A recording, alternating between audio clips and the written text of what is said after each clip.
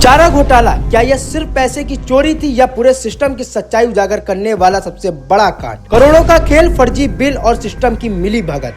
आखिर कैसे हुआ चारा घोटाला? सत्ता, अफसर और ठेकेदार जब सब मिले तो कैसे लूट गया सरकारी खजाना? नमस्कार, मैं कात्यायन, आप देख रहे हैं हेडलाइन फोकस। कभी कभी एक घोटाला सिर्फ पैसे की चोरी नहीं होता, बल्कि यह पूरे सिस्टम की सच्चाई उजागर कर देता है। एक ऐसा ही मामला था चारा घोटाला। इसमें न सिर्फ सरकार का पैसा लुट गया, बल्कि कई जिंदगियां भी बर्बाद हो गई। सवाल है, यह घोटाला हुआ कैसे और इससे हमें क्या सीख मिलती है? चारा घोटाला भारत के सबसे बड़े और चर्चित भ्रष्टाचार मामले में से एक है। यह मामला 1990 के दशक में सामने आया और उस समय के बिहार, जिसमें आज का झारखंड भी शामिल था। इस घोटाले में सरकारी खजाने से पशुओं के चारे, दवाइयों और उपकरणों के नाम पर करोड़ों रुपए निकाले गए। लेकिन असल में यह खर्च हुआ ही नहीं। कागजों में दिखाया गया कि पशुओं के लिए चारा खरीदा गया, लेकिन जमीन पर ऐसा कुछ भी नहीं था। इस पूरे घोटाले की रकम करीब 900 से 950 करोड़ रुपए के बीच की बताई गई, जो उस समय बहुत बड़ी राशि थी। सोचिए, जिस पैसे से पशुओं के लिए भोजन और देखभाल होनी थी, वह पैसा गलत तरीके से निकाल कर निजी फायदे के लिए इस्तेमाल किया गया। यही कारण है कि इसे चारा घोटाला कहा गया। इस घोटाले की शुरुआत धीरे धीरे हुई। यह कोई एक दिन में हुआ अपराध नहीं था, बल्कि कई सालों तक चलता रहा। बिहार के पशुपालन विभाग के अंदर कुछ अधिकारी और ठेकेदारों ने मिलकर एक ऐसा सिस्टम बना लिया था जिसमें फर्जी बिल बनाकर पैसे निकाले जाते थे। उदाहरण के लिए, अगर किसी जिले में 10 लाख रुपए का बजट था, तो कागजों में 50 लाख या उससे ज़्यादा खर्च दिखा दिया जाता था। यह काम इतना आसान नहीं था, क्योंकि सरकारी पैसे निकालने के लिए कई स्तरों पर अनुमति लेनी पड़ती है। लेकिन घोटाले में कई स्तरों पर मिलीभगत भी थी। विभाग के अधिकारी, ट्रेजरी कोषागार के कर्मचारी, सप्लायर और कुछ बड़े लोग सब इसमें शामिल बताए गए। फर्जी कंपनियों के नाम पर बिल बनाए जाते थे, नकली सिग्नेचर किए जाते थे और फिर पैसे निकाल कर लिए जाते थे। इस घोटाले का सबसे बड़ा केंद्र था चाईबासा कोषागार, जहां से भारी मात्रा में अवैध निकासी हुई। इसके अलावा दुमका, देवघर और रांची जैसे स्थानों में से भी इस तरह पैसे निकाले गए। धीरे धीरे ये एक संगठित भ्रष्टाचार का रूप ले चुका था। 1996 में इस घोटाले का खुलासा हुआ। जब जांच शुरू हुई तो कई चौंकाने वाले तथ्य सामने आए।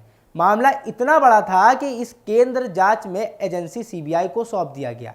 जांच में यह पाया गया कि यह घोटाला कई सालों से चल रहा था और इसमें कई बड़े नाम शामिल थे। इस मामले में सबसे चर्चित नाम था लालू प्रसाद यादव, जो उस समय बिहार के मुख्यमंत्री थे।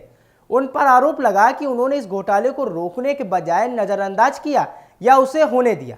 बाद में अदालत ने उन्हें दोषी ठहराया और उन्हें सजा भी हुई। इस घटना ने बिहार की राजनीति को पूरी तरह बदल दिया। लेकिन यह घोटाला सिर्फ नेताओं तक सीमित नहीं था। इसमें कई प्रशासनिक अधिकारी भी शामिल पाए गए, जिनमें सजल चक्रवर्ती का नाम भी सामने आया।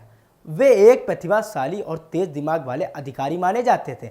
उनकी पढ़ाई लिखाई शानदार थी और उन्हें जीवन में काफ़ी सफलता हासिल की थी।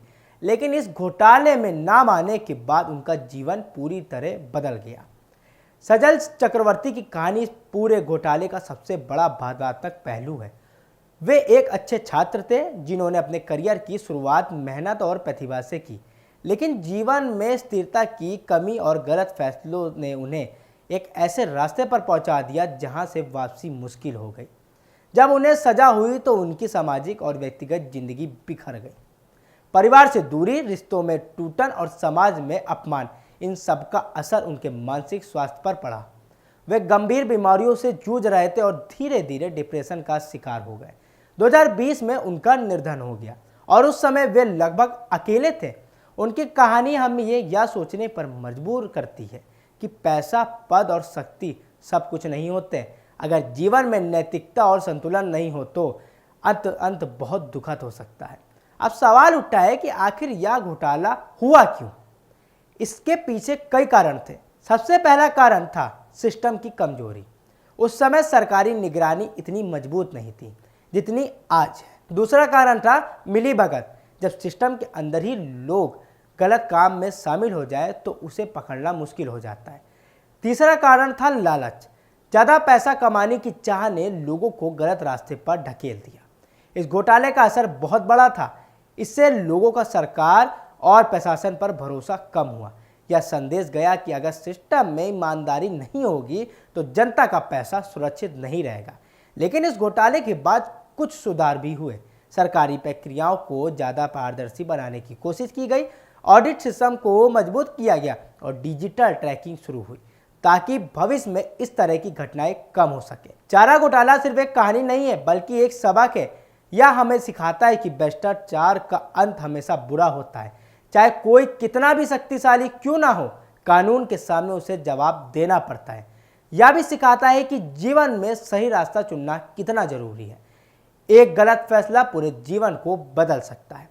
सजल चक्रवर्ती जैसे उदाहरण हमें यह बताते हैं कि सफलता सिर्फ पैसे और पद से नहीं पाई जाती, बल्कि यह इस बात पर निर्भर करती है कि हमें अपने जीवन को किस तरह जिया जाना चाहिए।